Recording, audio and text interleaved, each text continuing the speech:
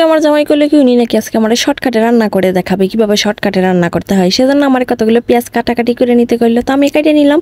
পরে বললো এখন আমি ডিরেকশন দিচ্ছি, তুমি সেই অনুযায়ী কাজ করো। এটা কোনো কথা বলেন?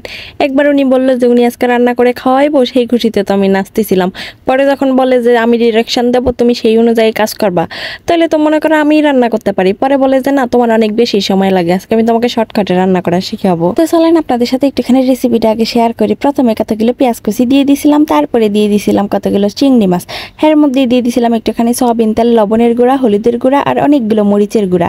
আর এইখানে যেহেতু অনেক বেশি পেঁয়াজ ব্যবহার করছি, এক্ষেত্রে মনে করেন একটু ঝালটা বেশি দিলে অনেক বেশি ভালো লাগবো, যেহেতু পেঁয়াজ একটু মিষ্টি মিষ্টি লাগে। যাই হোক, তারপরে আবার দিয়ে দিছিলাম একটুখানি ধনিয়ার গুঁড়া, দিয়ে এখন সুন্দর করে এই শুকনো উপকরণগুলোকে এইগুলোর সাথে ভালো করে মিক্স করে নেব।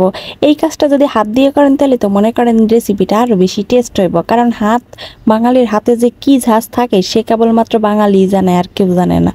যাই হোক, এখন আমি এই কাজটাকে খুন্তি দিয়ে সেরে নিতে আসি। তারপরে আবার চুলাটাকে ঠাস করে ধরিয়ে দিয়েছিলাম, কিছু সময় জাল করে তারপরে এখানে ভাজা জিরার গুঁড়া দিয়ে দিলাম, দিয়ে এখন আবারও সুন্দর করে এগুলোকে রান্না করে নেব। এই রান্না করতে না সর্বোচ্চ হলে আমার 5 থেকে 7 মিনিট সময় লাগছিল। যাই হোক, রান্নাটা প্রায় শেষ পর্যায়ে চলে আসছিল। তারপরে এখানে দিয়ে দিয়েছিলাম 4টা কাঁচামরিচ, কারণ আমার আবার কাঁচামরিচের ঘ্রাণ অনেক বেশি ভালো লাগে। আপনারা চাইলে দিতে পারেন, আবার না চাইলে না দিতে পারেন, কোনো ব্যাপার না। যাই হোক, কাঁচামরিচটাকে দিয়ে আবারও কিছু সময় একটু রান্না করে নেব, যাতে মরিচটার ঘ্রাণটা ভালোভাবে তরকারিটার সাথে লেগে যায়। এরপরে এখানে যেটা ব্যবহার করবো সেটা হচ্ছে আছে ধনিয়া পাতা। আমি এখানে ফ্রিজে রাখা ধনিয়া পাতা ব্যবহার করতে আসি। আপনাদের কাছে যদি তাজা ধনিয়া পাতা থাকে তাহলে সেটা ব্যবহার করবেন, কোনো ব্যাপার না।